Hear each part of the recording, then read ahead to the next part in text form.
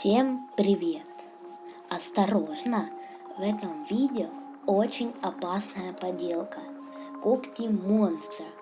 Делаются они очень просто, а выглядят как настоящее оружие. Сразу и не догадаешься, что они из обычной бумаги.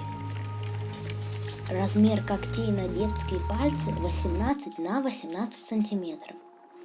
А вот на взрослые лучше взять размеры бумаги 21 на 21 сантиметр. Я сделал 8 когтей. Вы можете увеличить или наоборот уменьшить их количество. С такими когтями вы почувствуете себя супергероем или же кровожадным зверем.